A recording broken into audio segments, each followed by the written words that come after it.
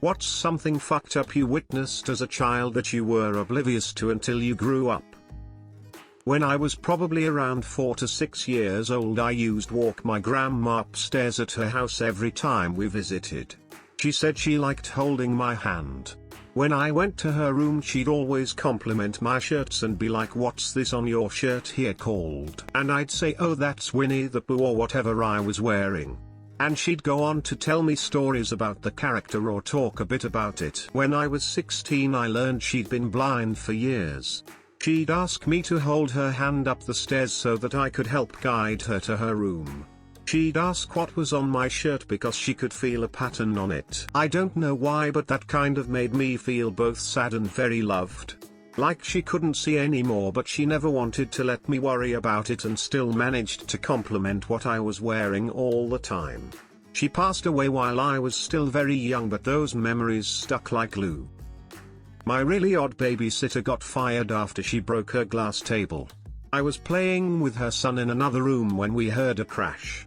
She actually used to lock us in his room a lot. I don't recall much, but I remember a big commotion soon after. I remember my dad screaming at my mom that night about how I was banned from going over there ever again and how it was my mother's fault for letting me go over there, which I didn't understand. Grew up to find out that babysitter was shooting up and fell through that glass table. Neighbors had heard the crash and rushed over and found her high as a kite with 2 kids locked in a room, me and her kid. Damn. I have a similar story. My babysitter was having trouble with her BF and tried to commit suicide while watching my sister, brother and I. My brother and I were 3, sister 4. She drank bleach and bee spray. I can vaguely remember looking at her foaming mouth in curiosity. My sister had the wherewithal to call my mother at work and tell her that Audrey was foaming out of her mouth because of what she drank. My mother called 911 and Audrey made it. Years later she asked my mother for a reference, LOL. When I was 5 or 6, my mom used to never want to get out of bed and just kept saying she was sick. Finally, my stepdad took her to a hospital, where she stayed for nearly a month. I thought it was so cool that her hospital let her do arts and crafts all the time, plus she got better and started doing arts and crafts with me too when she got home. I remember telling her that I wished I could go to the hospital and draw all day. She sat me down and told me that she hoped I would never get sick like she did, but if I do, there's nothing wrong with needing help to get better, even if you have to go somewhere for a little while to do it. It wasn't until I was probably 12 or 13 and didn't want to get out of bed myself that it clicked that the hospital she had gone to was a mental health hospital. But because of her, I've never felt shame about needing therapy when things are getting bad, or even just to maintain a healthy mindset. Your mom is a good mom. The fact that my parents go through about 2 biggest sized bottles of 80 proof liquor or higher a week, and justified by saying that they have no other way to have fun on their days off. They always told me that they spent money on alcohol because they weren't like normal people who go out once a week. I gave it to my uncle. He then looked at me in disgust and said, "Damn kid, what the fuck are you trying to do to me?" In that very moment I was 17 and realized my parents were full-blown alcoholics. I gave it to my uncle. He then looked at me in disgust and said, "Damn kid, what the fuck are you trying to do to me?" In that very moment I was 17 and realized my parents were full-blown alcoholics. I saw a girl standing on the wrong side of the barrier holding onto the railing when my family drove over a bridge and some people on the path talking to her. I thought nothing of it and just wondered how she was going to get back on the right side. I used to hang on to the railing and walk on the wrong side of a path at school that was about a meter high, so I just thought she was mucking around in a more extreme adult level way, chatting to her friends. I didn't realize until I remembered it randomly as an adult, and I have no idea what the outcome was. There's been petitions to raise the height of the safety barriers on that bridge to reduce the number of suicides, but unfortunately nothing has been done. I remember having a friend in high school whose parents were practically absent for most of his childhood. We used to make jokes about how jealous we were that he got to do basically whatever he wanted. He could sleep over at anyone's house any day of the week, and never had a curfew. We got close and I started coming over to his house, which was very dirty to say the least. All the food was microwavable or non-perishable / junk foods. They had a turtle tank in the kitchen between the sink and the stove, dishes always stacked, trash everywhere, etc. My friend would jump at any opportunity to stay at our houses whenever our parents allowed, but I had to stop after a while because my friend didn't clean up after himself often. One day, my mom got upset after he left breadcrumbs all over our couch. She said, "He should know better, what would his parents think?" Well mom, I don't think they'd think much. I proceed to explain the conditions of his house. My mother was shocked and insisted he sleep over whenever he needed, but only if I made sure he learned to clean up after himself and was well fed. Finding out that breaking a cup or spilling a drink wasn't a big deal was quite an eye-opener. Watching my girlfriend look at me like I'm nuts while I apologize for 20 minutes about dropping a glass of water made me reevaluate a lot of my childhood. A few weeks ago I was cleaning up. Stacking dishes into the sink, I accidentally broke a glass. I inwardly braced for the smallest fraction of a second to be yelled at and insulted, if not downright hit for breaking a glass. I'm in my late 40s and live alone. That kind of stuff stays with you for decades.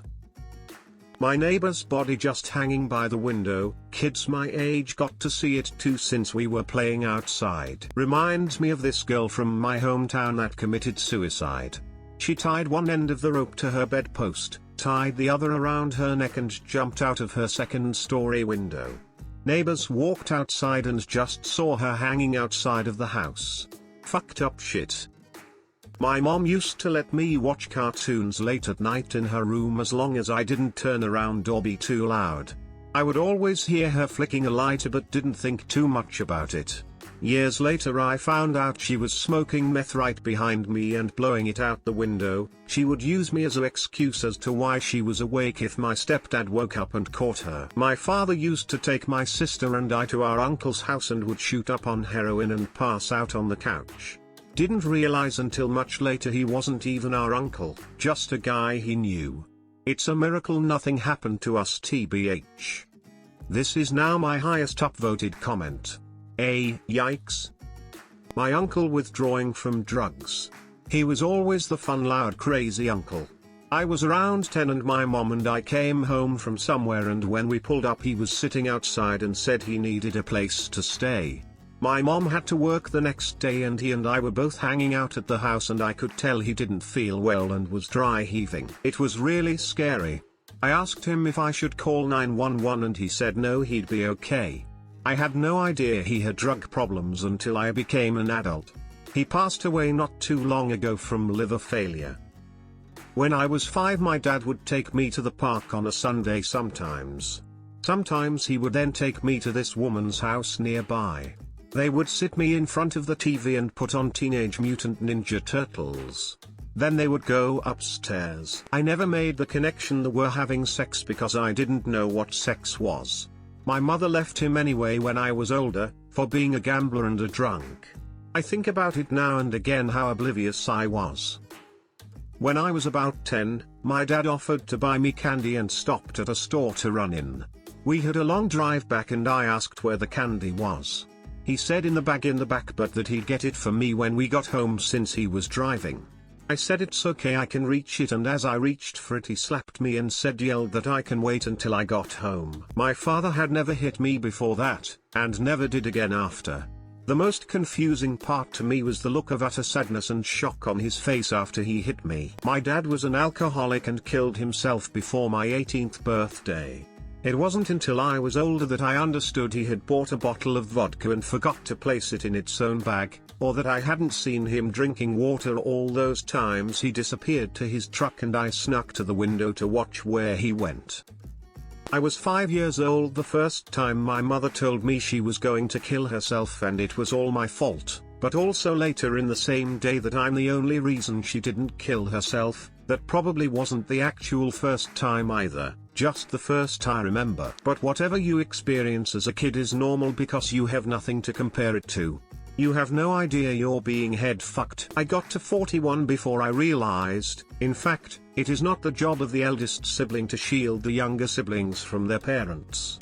It took my son saying "but you've never done anything even a bit like that to us" for it all to click into place. My dad carrying my mom down the stairs when she overdosed on pills trying to kill herself.